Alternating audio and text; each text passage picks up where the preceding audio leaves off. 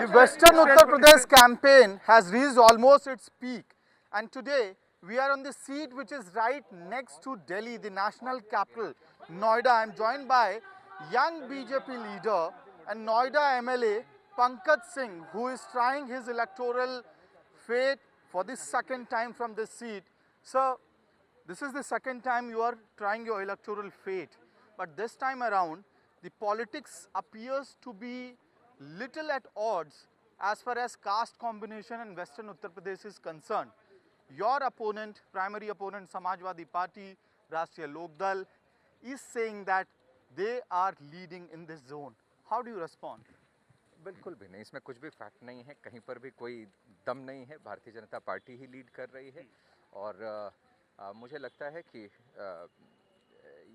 ये SP, BSP, Congress ये सभी हिस्ट्री में चले जाएंगे, इतिहास के पन्नों में। जैसे 35A और 370 चले गए, वही हालत सपा बसपा कांग्रेस की भी होने वाली है। Okay, so one more question. This particular seat is right next to Delhi, and this time around we are seeing that a Delhi model of politics is somehow coming to Uttar Pradesh, where you have the poll promises of free electricity by Aam Aadmi Party as well as Samajwadi Party. How is that going to play a big role in your constituency? देखिए, कहीं पर भी मैं इतना कह सकता हूं कि मोदी जी का जो मॉडल है वही चलने वाला है और वही डेवलपमेंट का मॉडल वही चलने वाला है और वो मोदी जी ने करके दिखाया है। तो इसीलिए बाकी दूसरों के जो ये झूठे वादे हैं, लोगों के भावनाओं के साथ जिस तरीके से अपोजिशन ने हमेशा से खेलने का काम किया है, उन सब चीज़ों को लोग समझते हैं। तो मैं इतना कह सकता हूं कि मोदी जी का ही मॉडल चलेगा और ये मॉडल हमारे देश ने भी एक्सेप्ट किया है और देश के बाहर भी लोगों ने अब एक्सेप्ट करना शुरू कर दिया है। तो you are saying that this free electricity, school, hospital, all these factors are not going to play a big role in this election? नहीं, जो करके दिया है वो तो मोदी जी ने दिया है। देखिए, टॉयलेट्स बनाने से लेकर किसान सम्मान निधि से लेकर स्टैंड अप, स्टार्टअप, जितनी भी योजनाएं, आयुष्मान, जितनी भी बड़ी से बड़ी योजनाएं हैं, लोगों को लगातार एक बहुत बड़ा मुद्दा कि ये राशन जिस तरीके से लगातार पिछले 2 साल से 80 करोड़ लोगों को मिला है, ये मोदी जी ने ही करके दिया है। तो इसीलिए जिसने कहा और करके दिखाया है उसके साथ लोग खड़े रहते हैं। जिन्होंने कहा है और कभी किया ही नहीं है, उनके साथ खड़े रहने का कोई सवाल ही नहीं है। ठीक है।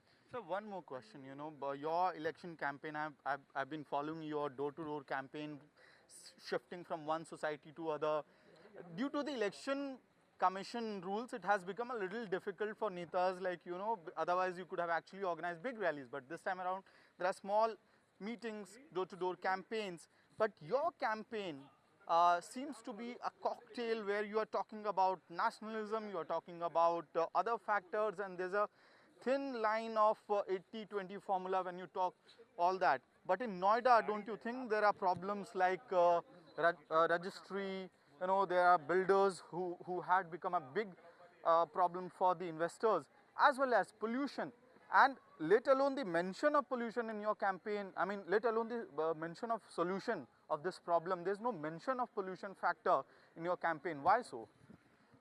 देखिए, अच्छा सवाल किया है आपने और बहुत सारी चीज़ें नोएडा में हुई हैं। और रजिस्ट्री को लेकर आपने कहा, तो रजिस्ट्री भी लगभग 45,000 लोगों को पोजीशन मिला है, लगभग 22-23 हज़ार से भी ज़्यादा लोगों ने रजिस्ट्री कराई है। तो ये बिल्डर्स को एक तरीके से अथॉरिटी बनाकर उनको सबलीज करते रहने का अधिकार तो सपा बसपा कांग्रेस के समय में दिया था लोगों ने, और इसी वजह से आज हाई राइज में रह रहे लोगों को दिक्कतों का सामना भी करना पड़ा है।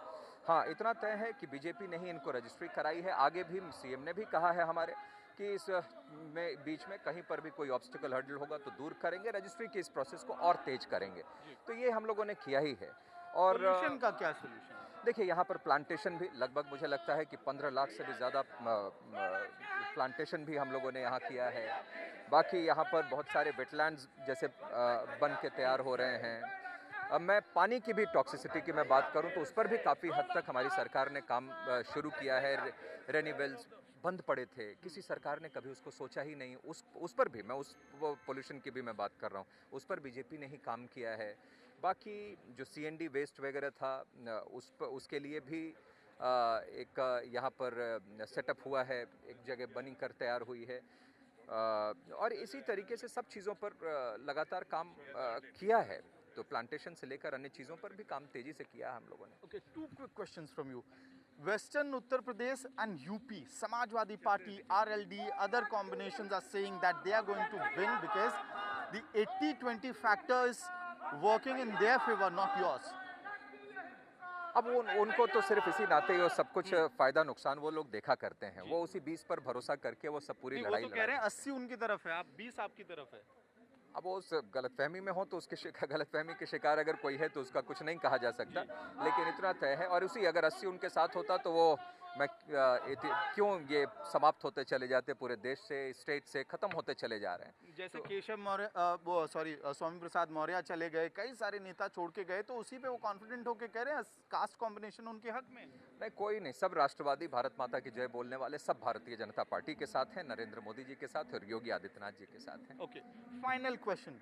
You have been one of prominent figures in the BJP's state machinery in Uttar Pradesh.